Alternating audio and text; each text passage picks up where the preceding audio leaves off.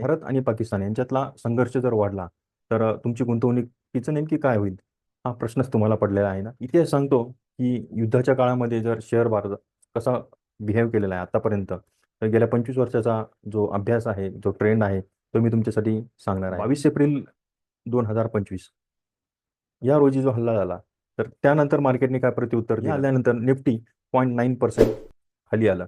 तुम्ही कधी युद्धाच्या काळात गुंतवणूक केली आहे का? तुमच्या मते बाजार अजून किती काळ घसरू शकतो? कमेंटमध्ये नक्की कळवा. मला असं वाटतं का या काळामध्ये कुठले सेक्टर हे सुरक्षित असू शकतात? बोललो की सेक्टोरियल ट्रेंड जसे की संरक्षण क्षेत्र म्हणजे डिफेन्स क्षेत्र, तर या क्षेत्रातल्या काही कंपन्या आपल्या पोर्टफोलिओमध्ये असणं फार गरजेचं असतं. त्यानंतर पर्यटन, त्यानंतर विमान, संरक्षण. तर संधीचा फायदा आपण हा घेतलाच पाहिजे.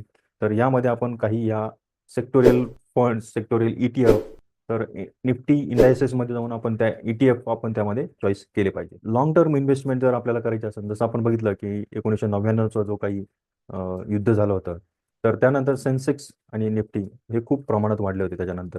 सेन्सेक्स जवळपास 33% वाढला होता आणि 2016ची जी काही सर्जिकल स्ट्राईक झाली होती, त्यानंतर बाजार हा स्थिर झाला होता. काही तज्ज्ञांच्या मते अ, असं वाटतं की अजून जरी संघर्ष वाढला, तरी हा शेअर मार्केट आहे जवळपास 5 ते 10% अजून पडण्याची शक्यता आहे, असे बाजारातले तज्ज्ञ सांगतात.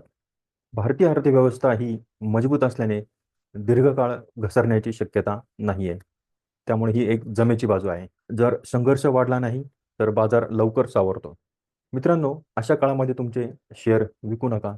इतिहास सांगतो की अशा काळामध्ये नेहमीच बाजार सावरतो. तुम्हाला हा व्हिडिओ नक्कीच आवडला असेल, तर लाईक करा, शेअर करा आणि सबस्क्राईब करायला विसरू नका.